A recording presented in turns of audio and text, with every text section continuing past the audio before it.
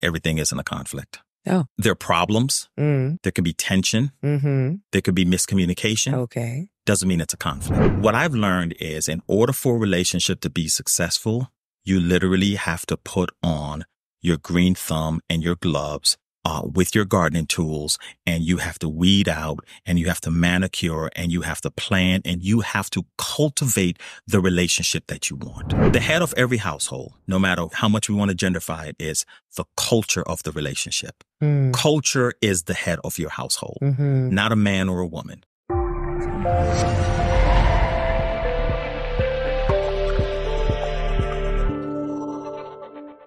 Hey family, welcome back to another episode of The Love Lens. I'm Coach Cass, your host, love coach for busy professional women. Now today I have an amazing expert, a leading expert in conflict resolution, Dr. Adrian Carter. What's up, Dr. Carter? How you doing, Coach? I'm well. Thank you for having me here. Hey, you know, me and you go way back. Has it been, is it like 20 years? It literally has been. Wow. FIU. Yeah, FIU. Boop, boop, boop, boop. Yeah, it's been that long. So, conflict resolution. You know, we talk about relationships all day, every day. And I feel that conflict is something that happens on a daily basis in relationships. So what do you see as the big problem when it comes to conflict?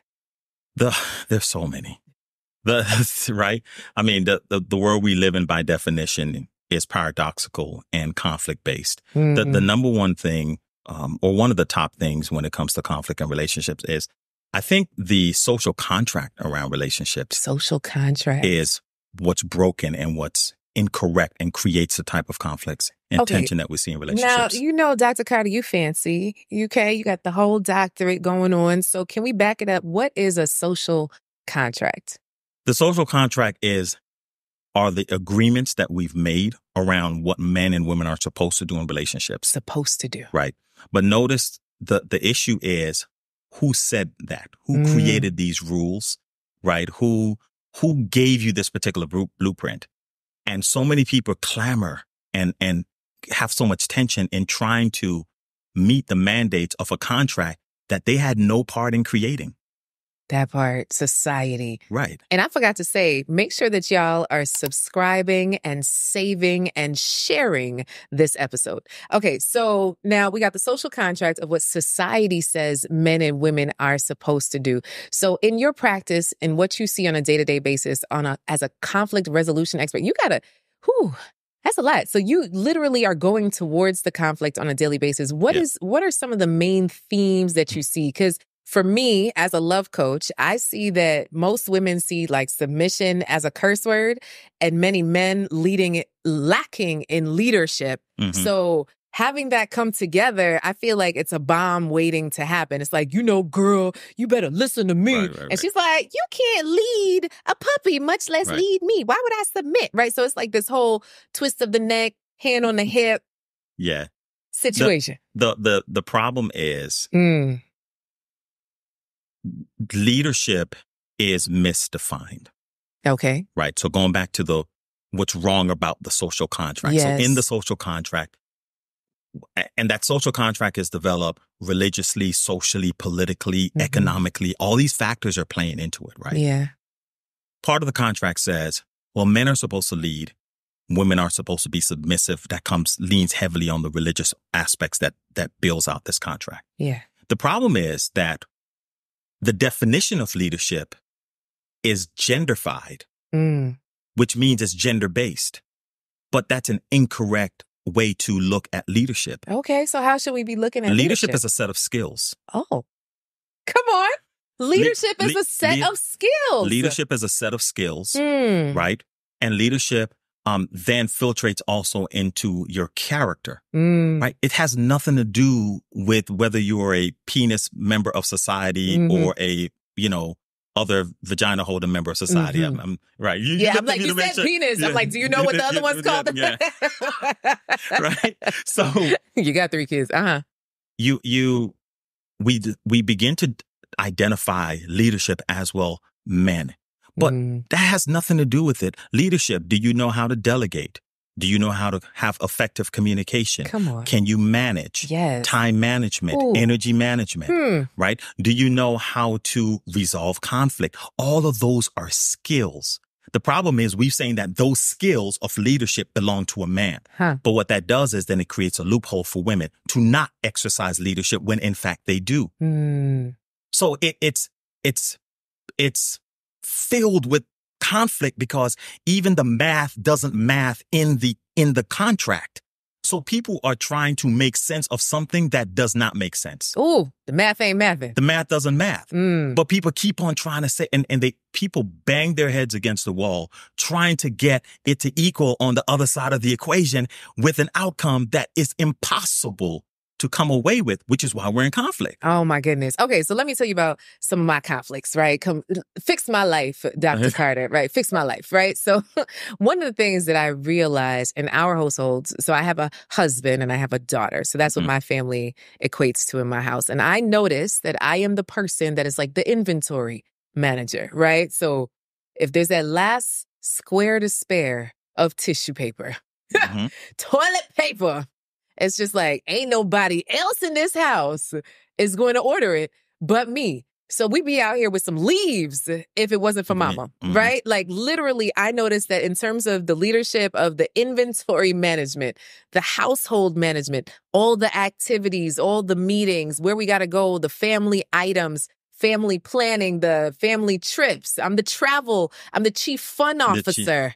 Right? Like I got to make sure that the fun happens because otherwise my husband stay working. Like he work, right? So what does that say to you, right? So essentially that has been my role and I haven't minded it because my husband ain't gonna do that. So otherwise we're gonna be outside with the leaves. So what is that in terms of leadership? So you're saying that that's just tapping into my leadership skills in those areas. Absolutely, which is what we all do, right?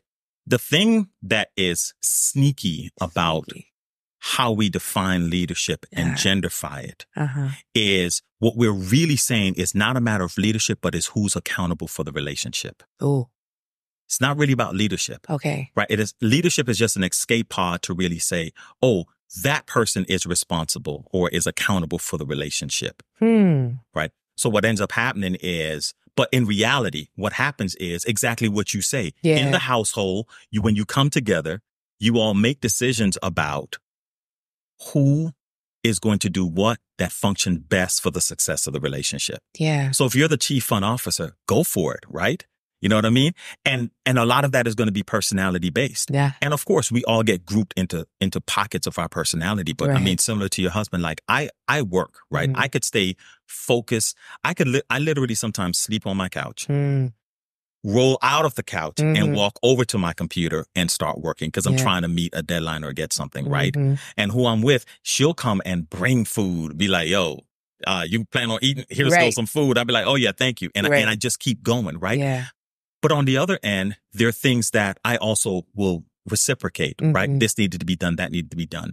But the confusion that comes out of that a lot of times is out of this thing of leadership and the social contract is we mistake roles for tasks in the relationship, right? We say the relationship people tend to go into relationships and identify tasks that make the relationship work instead of identifying roles that make the relationship Please go work. into that. What's the difference between roles and tasks, sir? Because I feel like there's a to-do list, you know. My husband screams because every time one to-do is gone, another one is added. He's what is this, right? Yeah, so let me tell him something real quick. The trick is don't do the list. Don't do the list. I know you don't want to hear that, but just how does that work if you don't do the list? Because like get like if there are like 10 things on the list, do like 5 and really just wait it out on the 6th one. Wait it out? Yeah. Oh, you want me to absolutely go crazy? Because what happens is, as someone who's been married before, I know that as soon as we get one checked off the list,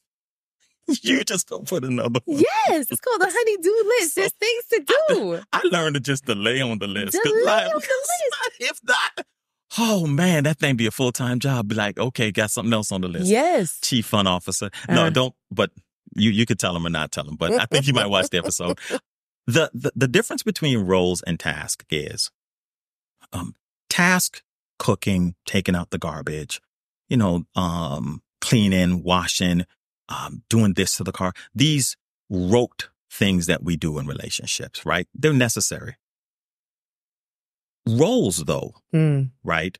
Roles are, roles are something I cannot pay someone to do as part of being my significant other. Okay. I can pay someone to clean up. Right. I could pay someone to take out the garbage. Yeah. Pay someone to cook. So I could have a butler.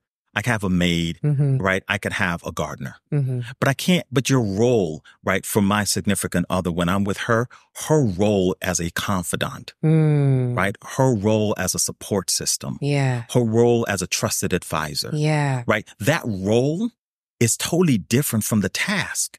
And I think, that's where conflict comes in, because we blur the lines in what roles and tasks are. And we try to make the task of the relationship be more meaningful than the roles we play in the relationship. Let that simmer. Rewind that. Rewind. Say that one more time for me, good brother. We tend to focus more on the task in the relationship and overcompensate on the task and redefine those to be the role of the relationship. Wow. So how do you stay focused, right, on what's really important, especially if the dishes are piling up and you don't want roaches, right? The toilet needs to be clean. Maybe you don't have the finances. Maybe the cleaning lady's off this week. You know what I mean? Like, how do you not get caught up in the tit for tat? How do you not get caught up in you were supposed to do this and you didn't? How do you get caught up, instead lean into, I just need my wife to be my soft place to land in a stressful time?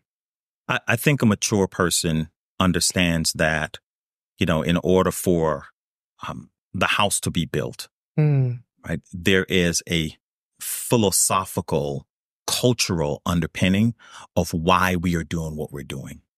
And that why speaks to our role. It speaks to our culture. It speaks to the essence of what we're trying to develop on a broader scale. Now, in order for the house to also get built, we have to move the lumber and the concrete, right? And somebody needs to plaster, and right. Yeah. So we have to do the physical parts of it. So by no means is don't wash dishes, don't do laundry, don't do things that I believe a responsible adult does, right? And just being an adult in life, because whether you're with someone or not, then you're just nasty if you can't do them kind of things, right? That's all that that's what was in my mind.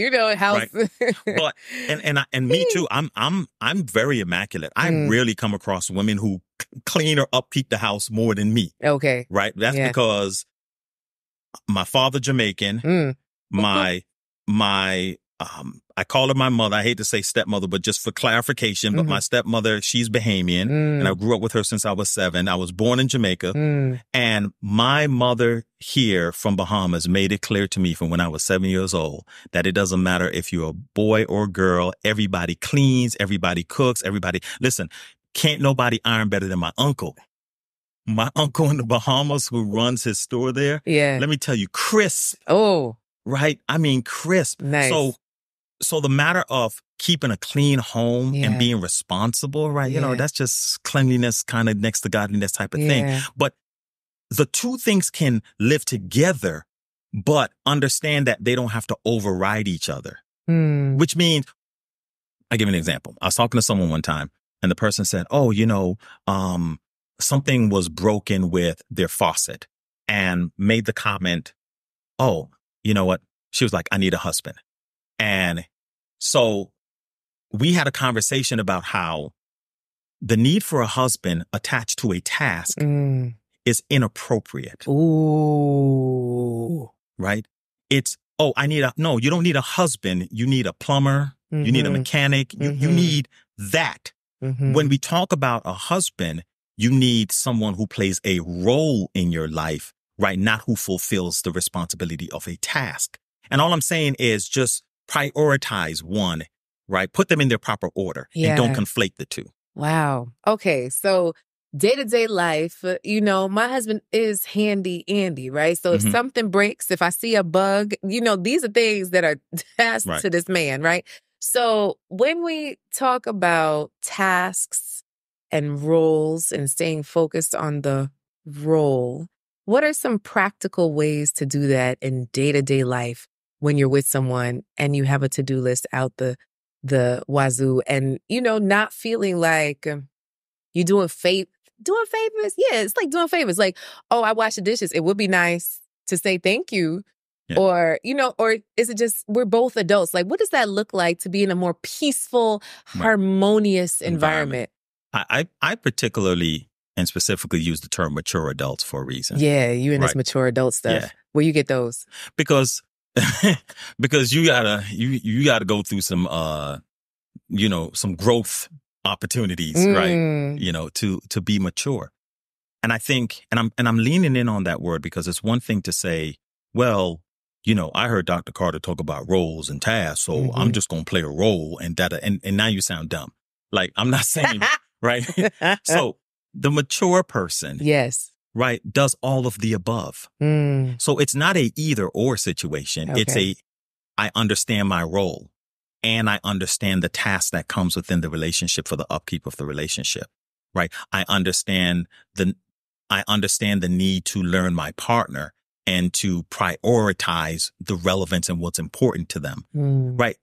And I also understand myself in the space and how I need to be an effective communicator. So it's all of the above, right? And it's not that any of this is necessarily learned overnight or it's quick or it's easy, but this is the aspiration I think that everyone should be working toward in their goal to be a mature partner in a relationship. All right. We in the mature partner class 101. Okay. So brother Adrian, right? Brother. When you are at full capacity and your significant other is coming to you to be that confidant, but you're already flooded, right? You are going through your own stuff, right? Like you don't have it. Like, what do you do then when they're looking for you to play the role, but right now you haven't been casted? You're like, can you send an extra in? Because right now, I just need to go lay down, leave me alone, right? Like, how do you go past yourself, or do you go past yourself? Like, what does that look like as a mature adult mastering in conflict resolution? Yeah, we all have our limitations, and the question that I link to your question is, how well does the person who needs you at that time also understand your needs in the middle of their need? Right. And they have to care. And do they care? Right. Can they navigate it as well with you? I think the answer to that for more people than not is trial and error within the space of the relationship to learn what works best for you. Right. So you may have a situation where a person says, hey man, listen, I just can't right now. Like you da da da da da. And then maybe that becomes a learning opportunity for your significant other to learn where your limits are. Is that person willing to say, oh, okay, I understand where the limit is with this person, right? Does that also give the person who is on the receiving end of the information, who's reached their limit, an opportunity to also say, okay, what do I need to do so I could unpack some things so I could be present? You see, so a lot of times in conflict resolution, the solution is on both ends. Oh, okay. Right. So let's dig into that. Right. Okay. A lot of times people think that it's what somebody else only needs to do. Yeah. And it's not. Right. And even if it's oh, I only need to do this. And they think, nah, usually in most instances, I will even venture to say, even though it's not a mathematically sound thing, it's 99% of the times both of y'all got to make some changes, right? And a lot of times people, they say, oh, it's that person, you know. So that's why I say I link that other question to your question to say is, are both people willing to give each other the space to provide the type of support that they need for each other? Okay. And again, that's a mature person being willing to say that, okay, what do I need to unpack? Does that person come, for example, do they come back a couple of days and say, couple hours, couple of days, say, hey, listen, I know you were trying to talk to me the other day. I'm so sorry. I had X, Y, Z, babe, all of this going on. What can I do for you? I'm here. I cleared my schedule. I set some time for us to be able to talk. I'm sorry I wasn't there. I had a lot going on. You know what would be ideal? The other person could be like, I understand you had a lot going on. I don't want to also add more to it, but I'm happy you set some time for us. Yeah, let's talk. Also, what's going on with you that got you going? You know, Right. To me, that's some the serious ideal. mature adulting. Okay. Yeah, that's what it is. So let's go to conflict resolution 101. Like, what is the framework or what are some tips that you have? Because we're going to buck up in conflict in every single relationship that we're in, whether it's work, with platonic friends, romantic relationships, vice versa. Like, what is the 101 of being good at conflict resolution? One of those 101s would be understanding that everything isn't a conflict. Oh, okay. I think people confuse that a lot of times. I think there are problems. There can be tension. There could be misunderstanding. Yes. There could be miscommunication. Okay. Doesn't mean it's a conflict. And notice how, if you hear that correctly, that should bring the level down already. Like, oh, okay, everything is, you're right. Sometimes it's just a problem. Yeah. Right. And a lot of times what people do, or often enough, is they look at the problem as a person problem instead of the problem as its problem. Right? Can you give us an example? Like, it's, if a person is experiencing, I don't know, I want to say something as mundane as, the milk is spoiled in the fridge and the fridge needs to be fixed and da-da-da-da-da-da-da-da. Well, is it the other person is lazy and don't want to finish them on the to-do list? They don't care. They don't care about my emotions and my need for milk in the fridge. Right. Or, or... The way you look down, I feel like that was a problem you've been through. Did somebody come for you about not fixing the fridge? That was a whole situation. You gonna be all right? I'm gonna be all right. Let's take a deep breath. So, but no one's actually come for me about the milk in the fridge. I swapped that out. I swapped that out with the milk in the fridge. But is it about? But what's really the problem, right? Yeah. When you ask the person, is it that they don't want to? Is it a time issue? Is it a desire? Is it a time?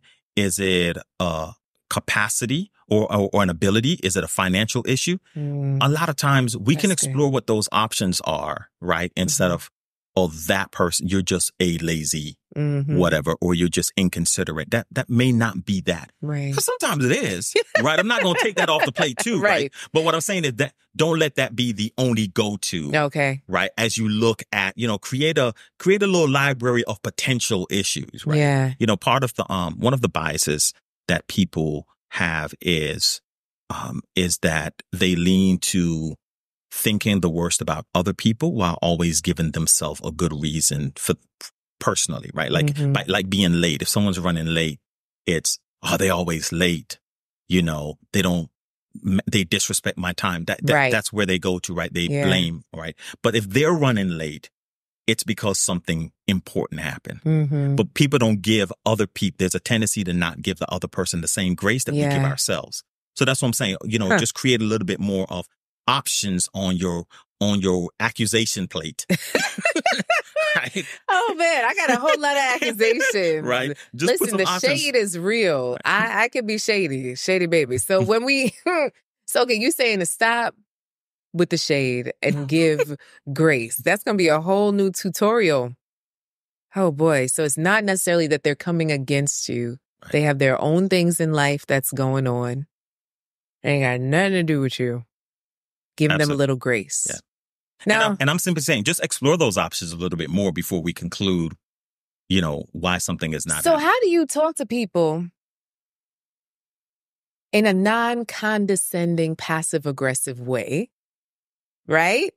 When they don't do something that you ask them to do, like, well, I did ask you to do the thing. Like, how do you not go there? Like, how do you stay calm and, did you do the thing? And how do you not end up being a nagger, right? Because women are often accused of nagging. And it's like, I'm just following up about the thing you said you was going to do when you was going to do it. And it's after the time, and then the next start going and the hand. I think not from personal experience. Not at all. Not at all. I wouldn't think anything like that of you. I think that's part of the working through the process in the relationship, Okay. right? There, I think the miscalculation, and this is me speaking very personally, I think the miscalculation is like, I'll back up a little bit, Yep. right? Get a little personal.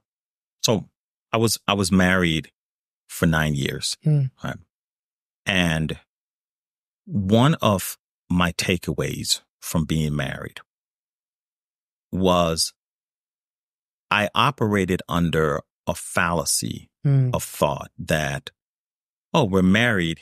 It's just supposed to do what it does. Like, it's like you just put the seed in the ground and you put some dirt over it. You like, it's, rainfall. It's good. And it's just supposed to just do what it does. Right.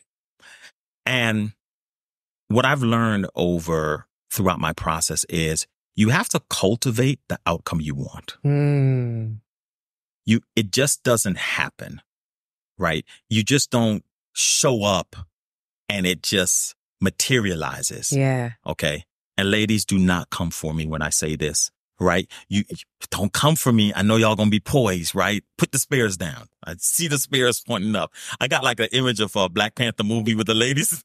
They just waiting. Okay. You don't just manifest this into existence. You don't meditate and just do a vision board and your relationship just amazing. Right? It doesn't. What I've learned is in order for a relationship to be successful, you literally have to put on your green thumb and your gloves and you have to get down with your gardening tools and you have to weed out and you have to manicure and you have to plant and you have to sow and you have to water and you have to get new sod and you have to lay this thing down. You have to cultivate the relationship that you want. When that's the frame of mind I'm here to cultivate a relationship. Yeah. And understand what our roles are in this. Then the answer to questions like, hey, you didn't get this done. How do I not sound like a nag or da, da, da, da, da? Because guess what? In the reality is sometimes you are going to nag. And the reality is sometimes his behind should have gotten something done on the honey-do list and he been paused at number 6 because he afraid that's something that's going to be added to the list after he listened to your episode and now you got him in trouble. Yeah. So let him make sure he listens to the other back half. So like fast forward. He also said this now, Andy. Okay. We do those things. That's human. So stop trying to have this perfected space that just manifests into it. No, you have to cultivate the relationship that you want and work toward it. And by putting in that kind of work, I think you should be supplying enough glue that holds it together that when it's a nagging moment or you get annoyed because I'm sorry, I ain't never met somebody I've been with in love and they didn't annoy me. Like, it's weird if you don't annoy me. Right? You should be annoying me a little. There should be well, I gotta bother with this. Let me go with this because I love you. So it takes cultivation. And I think the cultivating of the relationship leads to the kind of outcomes that help us work through those type of moments. Yeah, cultivating. And I think also dealing with your own stuff, right? So, I think therapy is key. And, some of us have underlying stories that we tell ourselves in every single situation. I'm not enough. No one likes me. I'll never find someone. You're going to leave me. You're going to cheat because, it's like all these little underlying stories that have no truth, no evidence, but it's all in our minds. I was literally talking to my staff this morning, like, if y'all don't hear from me for a little bit, it doesn't mean that I'm mad at y'all. And they're like, really? I'm like, yeah, so it's just the stories that we tell ourselves and being able to rewrite those stories, because I feel like half of the conflict starts from there. In a made-up story in our minds that we didn't actually have a conversation about. So is there any good way to broach conversations that are a little bit touchy or maybe where our feelings got hurt or where we felt slighted? How do you begin those conversations? I think you hit the nail on the head. In all of my conflict management resolution training, the the most important thing, the first thing that's taught is that conflict is unitary, right? Conflict is an individual thing, right? Which is why I say the first thing that one of the things we have to stop doing is assuming that something is a conflict because, right, it could be a problem. It could just be a misunderstanding.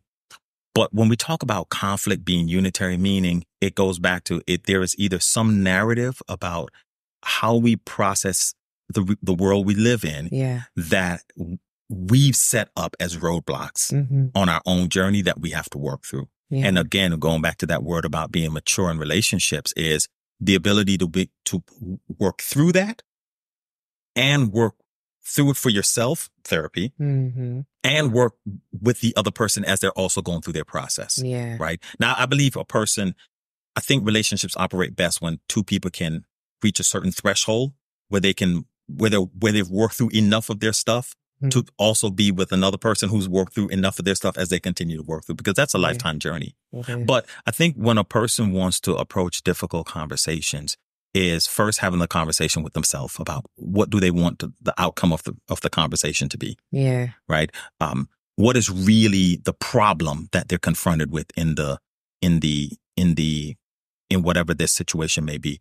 And then again, in the whole spirit of cultivating the relationship, is you should be in a place where you know who you're with as to when's the best time to talk to them, how should you approach them, et cetera, et cetera. I'll say this, and everything else has also been said. People can talk about who the head of the household is and leadership and submission and all of that. The head of every household, no matter how much we want to genderify it, is the culture of the relationship. Culture is the head of your household, not a man or a woman. The culture of the relationship dictates if it is a psychologically safe enough space for me to operate in. The culture does that. Yeah. And the culture is what is cultivated over time. The culture, you walk into a store or you drive into a city and you see no litter on the ground, Thailand. Most people tells you, I don't throw things on the ground here. Right. So when you have that leftover piece of wrapper, you're like, oh, there's no pieces of wrapper on the ground. The culture of this space says that we keep this place clean, so I'm going to go find a garbage can. Yeah. But when you go to a space and it's dirty. New York. You might just drop the wrapper on the floor because the space is already a disrespected place. Like, why should I respect a place that's already disrespected? The place doesn't respect itself. Yeah. So you want me to hold the place in more respect than it respects itself? Ooh. People do that with each other. The same way we do that socially. Everything that is a human experience that gets extrapolated out to the social world. Because the social world is made up of people, so it's not different. Right? We got to respect ourselves. We got it right in order for somebody to respect you, right? So that culture of the space that you cultivate with the person, whether it's a bad culture or a good culture, a poor one or an enriched one, that's what's going to dictate how comfortable you can speak into the other person, approaching them about a topic. So a lot of times the answers to these things are not like, take these 1, 2, 3 steps and you get this outcome. It's holistically, how do you create an environment within yourself and with the person that creates the best possibility for you to have a successful relationship? Listen, I love this. So something that I teach in the Real Love Network, the community that I oversee where I support women in their love journeys, we talk about building a strong house. And in your foundation, right? In your foundation, what are you pouring in, right? In the beginning, right? We're not just looking for someone to give, but what do we pour in to put this foundation strong so we could actually put up some walls and they'll stand up, right? So from what you're saying, how do we conflict? How do we deal with our problems, our misunderstandings, our miscommunications here before we even get any further? Right. And if y'all can't talk now, it ain't necessarily going to get better later, So in terms of the choosing of the partner, like, can you have civilized conversations as mature adults? And I find many of my women very frustrated because they find that many men cannot. They don't want to talk. They don't want to talk. They want to talk it out. They want to turn on TV. They want to play a game. Yeah. They're like, Coach Cass, where are the men? Where are the men, Adrian? Where are the mature men that you speak of? I can't say entirely where they is, right? I may not know it where they lie. No. What I think has happened is, I think our current state of affairs, which is social media enriched. Oh, oof. Okay. Yeah. Social media it's been, I think it's, my God, it's a life force for us, and it's also the death of us, right? Ooh. Mm-hmm. It's kind of like when we're talking about wearing glasses. It helps you see better, but at the same time, it makes you codependent on the glasses, right? Yeah. What happens in social media is, I think from a social justice, from a social reform standpoint, I think if it were not for social media, information about racial injustice would not travel as quickly and widespread and unearth things the way it does. On the relationship side, Lottie-dottie and everybody. right? You know how they say there's pee in the pool? Yeah. Man, people done sharded in the pool, man. That pool is, right? It's rough. Now, what I've learned to do is don't go in that pool. Okay. Right? Mm-hmm. Go find other pools, because the pool that social media speaks of is not the only pool of people that exist. Yes. Right? But I think it's informed people so much, for better or for worse, and I think in most instances worse, that of what relationships are, that it's create a very unhopeful society when it comes around relationships and what men are and what men do and what men think. But none of us are a monolith, and I think there are plenty of good men out there. Now, where they is, eyes don't know. I can't tell you that, right? And that's just because I think relationship and dating experts, right? That's where their focus comes in, right? I'm the person that when you come with me with the problem, I can help you fix the problem. Yes. But I can't tell you we're going to go find good men and good women. I just know this, though. I know that you don't have to subscribe to the pool that they say that's out there. Yeah. That part. Yeah, you don't have I'm to. anti these quote unquote stats that they have out here around women, educated women, black men, tall men, short men, 6-figure men, 6-figure, 7-figure, it's just, if we do that, we will stay alone forever. Yep. Right. And it's a conflict of going against what society says. That social contract. That part. Like, there's a social contract that says that I need more children, right? The social contract of society says one is not enough, right? And so if I subscribe to that, then I am less than. My child is less than. Our family is less than. I'm like, this is some BS. Right. I don't subscribe to this. Who made this up? That's the question that always gets me, right? That's the thing. But who said this, though? Right? I wasn't there. I wasn't. Do I get a vote? No. I was at the library for 3 minutes picking up a book for my daughter, and the security guard was like, "Where's your daughter?" I was like, "Oh, she's at school. I'm going to get her." She's like, "You only have one? Why don't you have more?" I'm like, I just don't understand how my uterus became the current state of affairs for the security guard. You said uterus in at your the library. It ain't that big. Only one came through. Only one came through my uterus, right? Uterus. I said, what?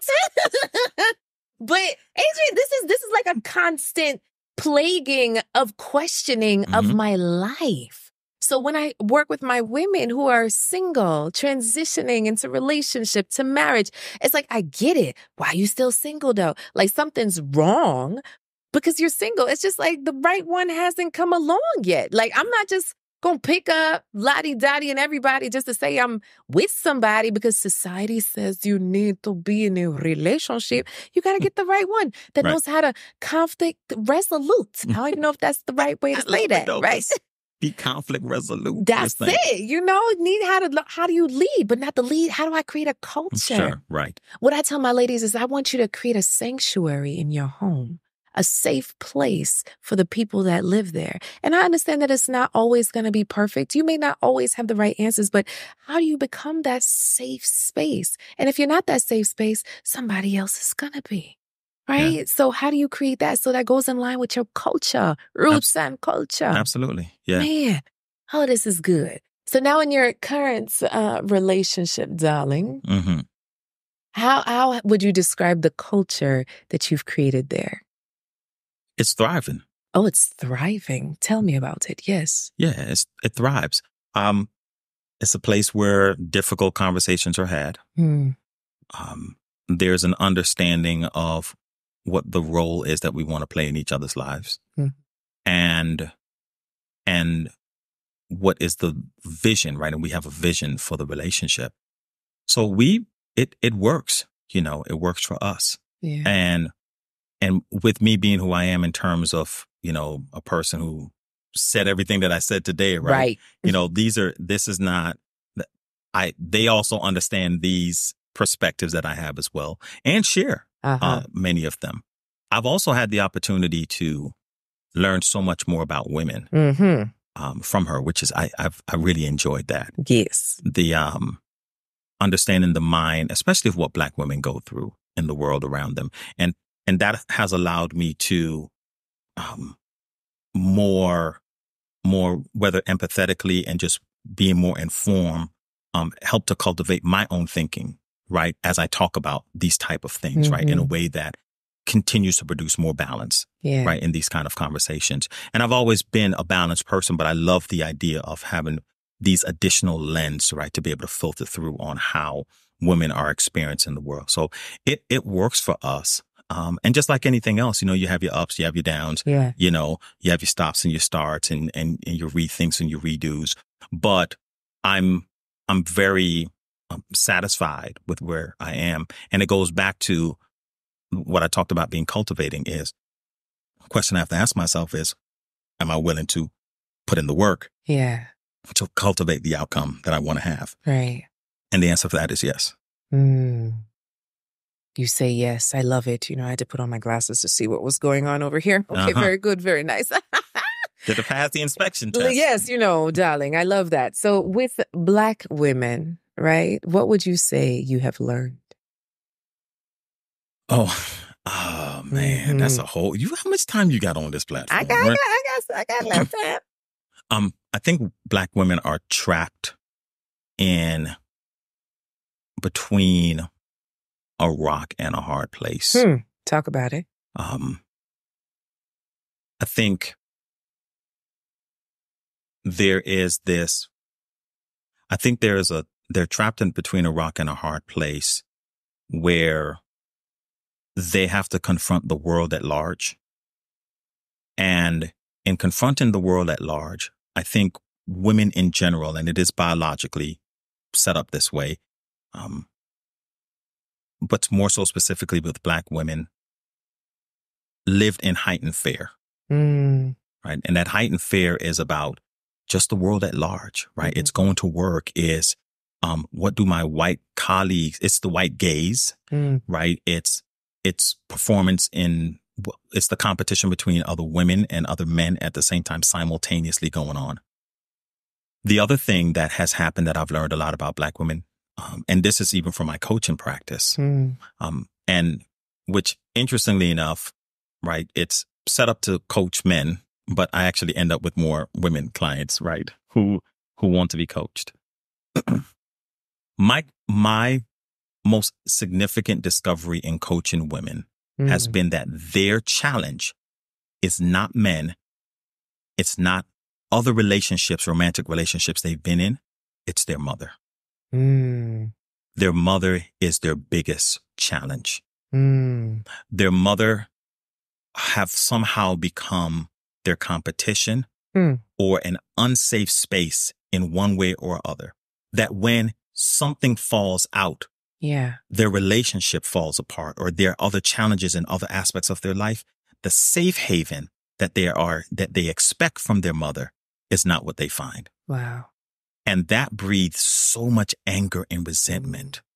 So now you have the lack of that safe space. The world at large that is confrontational toward Black women in so many microaggressions that they experience. And then they take that and then they bring it into the relationship space.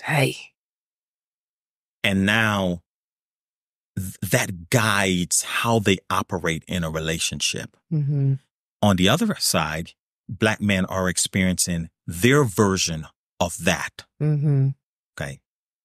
And find out again that with these men that I've coached, and so there's a little bit of slant here because I end up with these type of clients, right? But they're not the only ones in the world, right? So it's like a doctor saying, yeah, man, everybody coming here, they got a broken leg. And you can like, you're a leg doctor. Right. Like, man, this world is just full of people with all these broken legs, man. You are a leg doctor. Right. But men who experience these trepidations as well in their own lives, they are experiencing poor relationships with their father, right? Clay on Love is Blind. And now they bring that into the relationship, right? I think those men, Black men are challenged with trying to compete in the workplace. I think the type of aggression Black men receive in the workplace is a little bit more direct. I'm in direct competition with this other people from these other cultures and other spaces as a man trying to move up so I could fulfill this role of provide and protect. I think Black women in the workspace, they experience those direct pushbacks, but so much microaggression. And what's horrible about microaggressions is it's loud to you and quiet to everybody else. Right. So you tripping. Bingo. Like you tripping. You and you be like, you ain't see what she said. I heard about, she ain't mean nothing about, man, I know what she meant by that, right? So it's so much dog whistling and you're the only one who sees it. And even if you have somebody else who sees it, it's like you can't do anything about it because it's not legally wrong. You know what I mean? And that is demoralizing. And you take these two people and try to get them to work together. It's a lot. Right? It's a lot. But I'm very empathetic toward Black women in understanding that they live in both of these worlds. And I do think, I think what tends to happen is as Black women have to navigate all of that, they become victimizers in the romantic space, or can potentially become a victimizer in the romantic space while also being a victim from society at large and trying to manage that. So how do you tell? It's kind of like, how do you tell someone who is responding to the world, who they feel victimized by, and their response is now that they victimize others, that they're now victimizing others and they have to be held accountable for that, while also they feel that the rest of the world that's victimizing them is not being held accountable in the same way. That's a tough spot. That is a really tough spot. And that's a spot you sit in all day, every day. Yeah, in understanding how those dynamics work. Yeah. So how do we stop the cycle? I think what Black women have to do, or should work on doing, is understanding the line, where to draw the line in that dynamic for themselves, that boundary for themselves, right? And it goes back to what you said in teaching your women. How do I create a sanctuary in my home, right? How do I not let the way the rest of the world treat me infiltrate what I have at home? Whew. And that's hard. Yeah. I don't think that's an easy answer, right? Yeah. Less, and as a man of faith, as a believer and as a minister, unless you are able to do the spiritual work, which consists of therapy outside of church, right? In addition to those principles of aligning yourself spiritually with a sense of value and worth and understanding your purpose and who you are and all of those things, to understand where you should settle or set yourself in this dynamic between the rest of the world and the relationship that you have. It takes work. And I think conversations that you hear men have on social media that points the finger, especially at Black women, to say, I think that's what they're trying to say. But it sounds disparaging because it doesn't come with the understanding of what she's also experiencing. Right. But men feel that women don't understand that men have their own version of what women are experiencing. But because we believe that men are ultimately on top and women are below men in terms of the social construct and the order, that Black men somehow have it better. And what male privilege looks like. But everybody has privilege. Yeah. And it's just a matter of how you navigate between those. So it's complex. I have cute privilege. Beauty. There are about 18 or about 18 privileges I train on. Oh, okay. Come on. Right. And beauty is one of them? Beauty privilege is one of them. A cute face will get you far. It will. When I was in 10th grade, played junior varsity football, and all the football players, we sat together in, at lunchtime at the same table. And there was this one young man. I felt so bad for him. Oh. There was this one young man, and tall, and he was at the time I didn't realize, hey, we're teenagers and still grown, but I mean, he was a big dude, but he had some lips on him, right? And the lips were not well taken care of. Okay. He was I get that. Right. And there was this one young lady who used to sit at our table with us, and she was cute. I was feeling her. So we all cracking jokes, saying stuff to her, da da da da da. And I said whatever I said to her, right? It ain't stopped no show. We all laughing. It's all fun and games. He turns around and adds his little piece to it. Man, that girl swung back around and said, if you don't shut your ugly up, ain't nobody was talking to you. You ugly, you right up at the bear. And she went to, I said, oh. I learned two things in that moment. One, I felt bad for him. I really did. In hindsight, I wish I would have been more of an advocate and actually just like, hey. It's okay. You was in 10th grade. Right. It's all good. But I felt it. I felt that way in my mind, but I didn't know how to communicate that. Yeah. And then I also learned I was handsome. Oh, Lord. I learned I said, oh. The morning the cuteness was born. I said, oh, I get to say stuff because I'm cute, and he can't say nothing because he not considered that cute. I said, oh. And ever since then, I've been saying what I want to say. I learned. The beauty privilege. I learned, I said, oh, there's some things I could get away with saying because I'm a handsome guy. I said, okay. It's a real story. It's a real privilege. It's a real privilege. People get access, to certain things because of how they look. Wow. There is beauty privilege, and depending on where your space is, right, you activate these different privileges. So even while being the victim, and I think that I would take that as the important takeaway from what I'm saying. Yeah. Understand that you can be both. And a lot of people are operating in both. You are being victimized and you're victimizing others at the same time. But while only pointing the finger at how you're being victimized and not seeing how it's impacting others. So it works across the board. But like I said, that's a complex place to be in. And I think it takes spirituality, therapy, self-care, and a matured level of growth to really understand that and then say, now, how do I sit in this chaotic world and be at peace? Oof.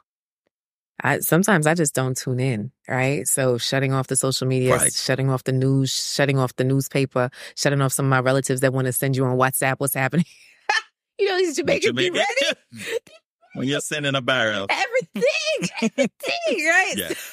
So being able to shut it out. And my grandma gets on me all the time, like, you're missing out. I'm like, somebody died. No, right. Somebody started a war. Something bad is happening. But in my day-to-day life, I need some peace. And like during the pandemic, it was really rough for me, all the things that were going on. And then we were so super tuned into everything that my heart hurt. I would sob going to sleep because of the injustices that were happening in just our local community, right? So it was tough. So you also got to know what you can handle. Shoot, I was on a plane coming back. I took 30 women to Grenada for our Wanted Women Escape, had a great time. So here I was coming back on the plane from this beautiful experience and had the option of 2 movies, right? One was Equalizer, starring Denzel Washington, right? And in the first scene, an axe was in a man's head. And I was like, I don't think this is how I want to leave this beautiful trip, this experience, these women telling me how I changed their lives. I don't do this one this time. I watched the Cinderella story, right? Little girl works in a diner. We know the Cinderella story. Beautiful. I was so happy getting off the plane. It was a beautiful time. So 100%. It's also what we put in is kind of what we get out, right? I wanted 100%. To be left with a good aura, a good space. Yeah. I 100%. Like it. It 100%. So I got a question, right? So this is off topic, but on topic all at the same time. In terms of your research, your experience, and if you're like, I really don't have experience in that, it's fair for you to say. When it comes to two people coming together that are of two different religions, right? I'm a devout Christian, I'm a devout Muslim. Have you seen that to be a conflict in trying to come together as a romantic couple and doing life, raising kids together? Or it's like, no, that's not a factor at all. I've not had experience working around folks from two different religions. Okay. Right. Okay. And I would say two different religions as wide apart as the example you gave, right. But I've seen a Jehovah Witness try to get with a non-Jehovah Witness. That's interesting. Interesting. That was interesting. Yeah, that's rough. And I've seen it work in its own way. I just, but I'm not, that's not a deeply, verse space for me. Yeah. Okay. All right. Yeah. Because somebody was mad at me, right? They said, how could you say, two people, two different religions really shouldn't get together? And I'm like, I deal with mainly grown women, right? Over 40. And it's just like, if you go to church every Sunday, right? You reading your Bible, you go to something Wednesday night, you quoting scripture, you singing worship songs, you celebrate Christmas at your house. For you to get with a devout Muslim, like you signing up for some conflict. Like there's gonna be some conflict. So it just depends. Do you want an easier road or do you want a harder road, right? Because Christmas morning, when you want to put up the tree or whatever, and he's like, nah, baby, I'm gonna be at my mama's house. I'll come back, eat piece of that, not the ham, but the other stuff. Are you okay with having a relationship where sometimes your folks are gonna be missing because they don't align with that, right? I think that's a reasonable statement to make. That's a reasonable statement, right? That's what I thought. But, somebody was kind of like, that turned me off. I was like, well, in my experience, I have seen it to be a harder road. And I think that's exactly what you're saying, right? That's it. You're not saying that I'm not hearing you say that though people from two different backgrounds or religions like that cannot come together and have a union, right? Because I've seen a non-Jehovah Witness and a Jehovah Witness get together. But I would absolutely agree. I think if you change the context, right? Yeah. If you knew someone had a terminal illness or, was very sickly but yes, you love them, that if getting with them is going to mean, right, you're going to have certain you're going to be a caretaker, right? Do you think that's an easier road to take than someone who does? Now you may be like, well, how something's not going to happen in the future? We know that part. Let's not be dumb. Right. You understand what we're trying to say. Right. So that I totally understand what you're saying when you say that. Yeah. Okay. I don't think that's far-fetched. It's just a reality. Yeah. That part. I appreciate you, brother. Yeah. Any closing words around conflict resolution, leadership, men and women, anything that you want to leave with us here today? We started talking about leadership with men. Yes. And we talked about how it's not genderfied, right? Yes. So leadership is not a man thing or a women thing. It's a person thing. We didn't talk about the submission part. Come on. Right. And I'll be succinct in saying when you really break submission down, yes, it really is the same thing as leadership. They're really one and the same. Tell me how. And again, what we tend to do in this human life process and all these social factors is we name one thing for men and call it something different for women when it's one and the same. And I think leadership and submission are one of those things, right? In order for someone to be an effective leader, which is a set of skills and a set of characters that you have, right? It's how you do what you do, right? And so there's a doing part and a how, which both of us by default have, right? You're just going to do it. Some do it better than others. Well, in order for that process to work, it's a process because it flows through and back around. Okay. Leadership in the way people try to talk about it is as if it's one direction. Like I give a mandate or I give a suggestion and that's the direction it goes to, right? But what happens though is somebody has to respond to those orders. Yeah. Right? And the response, which makes it a conversation, means they're either going to follow through, give feedback. They're going to engage in the process.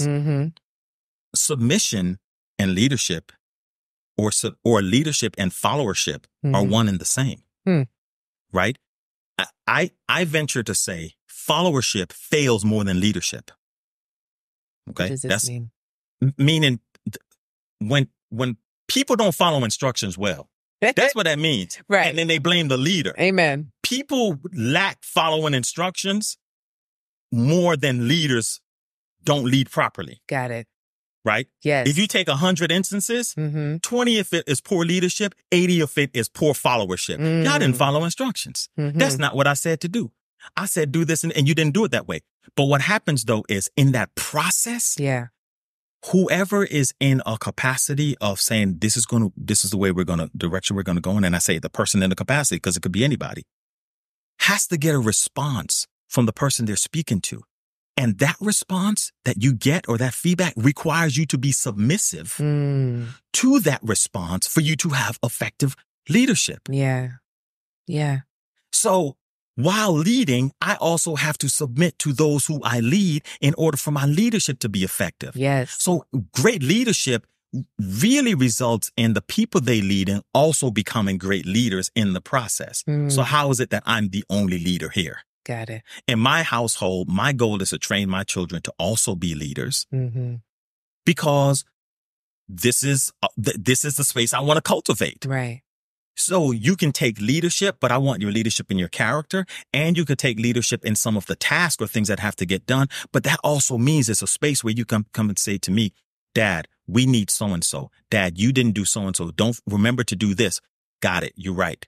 You see, but that takes humility. Right. But the humility means submission. So in order for you to lead effectively, you also have to be able to submit effectively. Right. And in your submission, you're also taking leadership. I like it. It's symbiotic. I like so it. you can't have one without the other. But again, the problem is we try to create, we become these biologists who want to separate these strands and strains and put leadership over here and submission over here when that's just not even mathematically correct. This math ain't mathin'. Math ain't mathin'. All right. So when we talk about submission, what I've come to find, there are just certain things that matter to you that you want to make the final decision on as a man. I feel like every man has a different thing they care about, and it's not a blanket statement. What would you say is that one thing that you like, I made the decision on this? It could be a couple things, but like, okay, what something comes up for you? I'm being definitive about. Oh my gosh. I have to sit with that. I'm thinking something that I'm definitive about that I'm making the decision on. Probably on where we live. Yes. That's exactly the same thing for my husband. Yeah. Right? So when we were buying the house, we going to the ocean. We're going to be in this 2-bedroom condo. But at the same time, I was like, does this really make sense? It's 3 of us. We need offices. A 5-bedroom on the ocean is like $15 million. Right. You know what I mean? Like, right. Tiny bit out the budget. You know what I mean? Just live it. You know? But when we got together and had conversation, he really did find the house and say, this is it. He still got feedback from me and my daughter to say, yes. And you know what's really cool? The week before we found the house, my daughter said, I'm calling a family meeting. So now, which cartoon did you watch, right? She's 7. I'm calling a family meeting. And I wish I had the image. Culture that's cultivated. Let me tell you. So she comes in and gives us a sheet of paper. And she says, you draw your dream house, the layout of your dream. My child talking about put the blueprint together of your dream house. And so I put my office, I put Andy's office, I put Ava's room, I put, all these things on a sheet of paper. Andy did his. Somehow my office was missing in his. It was only one office. I was just like, I don't know about this one. That's why you got that honey-do list, Andy. you got to build. Add office to the honey-do list. Build a wall. And then Ava did the same thing. And it was just so beautiful to see our visions and talk about what was missing, how we could come together and all that good stuff. And then, this is where I realized that I wanted us to have a pool because I realized as a child, children love getting in the pool, right? It's an easy way to entertain folk at your house, right? And then we went back and forth and then talked about how he never got in the pool, but when he was a kid, he was in the pool. I'm like, we could settle a house after she's not a kid anymore. It's okay, right? So we came to this understanding of what the vision is for us.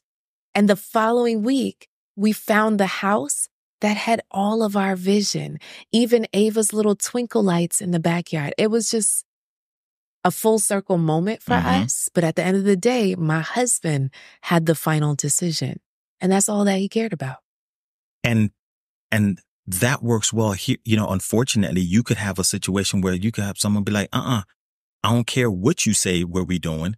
I want to stay over here, right? Because that's also the reality of it, right? So that goes back to knowing the person you with and what is the environment that's been cultivated. Because I think even in everything that you just said, what I heard was, no matter what, I still entrust that he's making a decision that has our best interest at heart. Yes. So no matter where we end up staying, I already know he ain't going to do nothing crazy like, babe, I've decided that we're going to live in this balloon that floats, 10,000, feet above the air. You know he's not going to do that.